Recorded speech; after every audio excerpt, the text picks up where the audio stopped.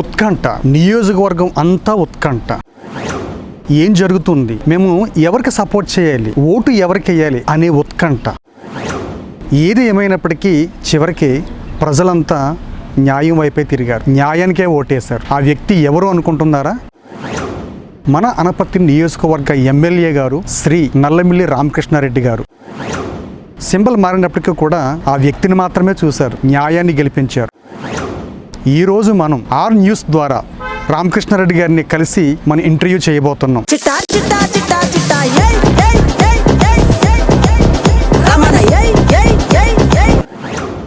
మరి ఈ సమయంలో ఆర్ న్యూస్ నుంచి రామకృష్ణారెడ్డి గారి మాటల్లో అంటే నియోజకవర్గం సంబంధించి కొన్ని విషయాలు సార్తో మాట్లాడి తెలుసుకుందాం. నమస్తే సార్.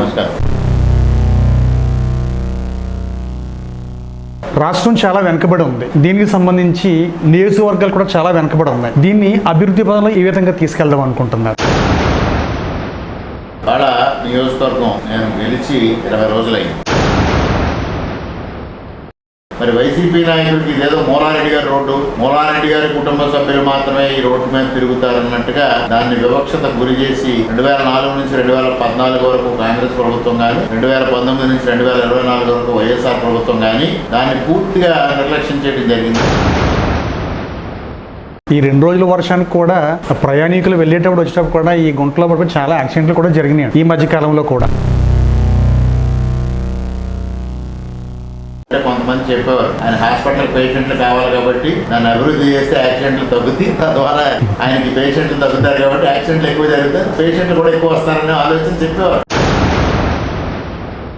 ఎందుకంటే నిధులు మంజూరు అయ్యేందుకు కూడా ఖర్చు పెట్టలేని పరిస్థితులు ఆయన చేతకాంతాలను చూపించుకున్నాడు. అంటే ఆయన ఇష్టపూర్వకంగా అభివృద్ధి చేయకూడదు అనుకున్నాడు అంతే.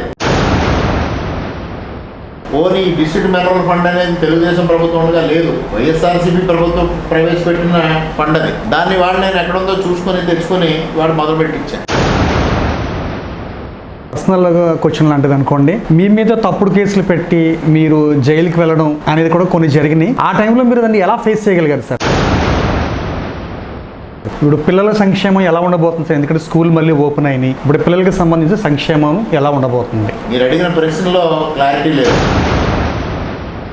అందుకోసం ఇవాళ విద్యాశాఖ మంత్రిగా నారా లోకేష్ గారు బాధ్యత ఎందుకు తీసుకున్నారంటే విద్య పైన ప్రత్యేకమైన శ్రద్ధ వహించాలి. ఇవాళ విద్యారంగాన్ని జగన్మోహన్ రెడ్డి ప్రభుత్వం పూర్తిగా బ్రష్ పట్టి. ఇప్పుడు మన ప్రభుత్వం చూసుకుంటే గ్రామ స్థాయి నుంచి ఢిల్లీ వరకు కూడా మన ప్రభుత్వం ఉంది సార్. ఇప్పుడు అనపర్తిలో ట్రైన్ హాల్ట్ కావాలని చెప్పేసి కొంతమంది ప్రపోజల్ పెట్టడం జరిగింది. అది కొన్ని సంవత్సరాలుగా జరుగుతూ ఉంది సార్. అయితే మేడం గారు పురంధేశ్వరి గారు కూడా మాట ఇవ్వడం జరిగింది. దానికి మీరు ఏ విధంగా కృషి చేస్తారు సార్? అసలు ఫస్ట్ మేడం గారి కన్నా ముందు నేను మాట ఇచ్చాను. Okay sir. మీరు ఐ థింక్ ఫాలో అవ్వాలన్నట్టు. ఈ 5 సంవత్సరాలు సోషల్ మీడియాలో మాత్రం సూర్యనారాయణ రెడ్డి గారు కానీ, మార్గాని భరత్ గారు కానీ జన్మభూమి హాల్ట్ సోషల్ మీడియాలో తీసుకొచ్చారు. ప్రజలు కూడా పాపం సోషల్ మీడియాలోనే ఆ ట్రైన్ ఎక్కి ఇతర ప్రాంతాలకు వెళ్ళేవారు. ఫిజికల్ గా మాత్రం ఆ ట్రైన్ ఆగల. ఇవన్నీ కాకమ్మ కథలు చెప్పుకొని 5 సంవత్సరాలు అభివృద్ధి లేకుండా కాలం గడిపేశారు వీళ్ళంతా. అయితే దాంతో పాటుగా రైల్వే గేట్ క్లోజ్ అవ్వడం వల్ల అటుపక్క ప్రజలు ఇటుపక్క రావడానికి కూడా ఒక్కోసారి అండర్ గ్రౌండ్ వర్షాకాలం వచ్చింది అనుకోండి సార్, అండర్ గ్రౌండ్ లో వాటర్ ఎక్కువ వచ్చేస్తుంది. దానికి బ్రిడ్జి శాంక్షన్ అయిందని చెప్పి చాలా సార్లు అన్నారు. అది ప్రపోజల్ ఏమైనా ఉందా సార్? ఇవాళ మా ప్రభుత్వం, మేము ప్రజాప్రతినిధులు అంటే నేను గాని మా ఎంపీ గారు కానీ కాకమ్మ కథలు చెప్పే వ్యక్తులం కాదు. ఏ పనిలో అయినా ఇంతకన్నా మూలారెడ్డి గారే బాగా చేశారు అనిపించుకుంటే నన్ను ఆటోమేటిక్ గా ఫెయిల్యూర్ కింద లెక్కపెడతాను. నియోజకవర్గ ప్రజలకి అంటే యూత్ వారికి కానీ, కొంత కార్యకర్తలకు కానీ, అభిమానులకు కానీ మీరు ఏమైనా చెప్పదలుచుకున్నారా సార్? నాకు ఒక సంక్షోభం ఏర్పడినప్పుడు నన్ను వెన్ను తట్టి నిలబెట్టి నాకు మనోధైర్యాన్ని ఇచ్చి నా వెంట నడిచిన కార్యకర్తలకి ముఖ్యంగా కృతజ్ఞతలు చెప్పుకుంటా ఉన్నా.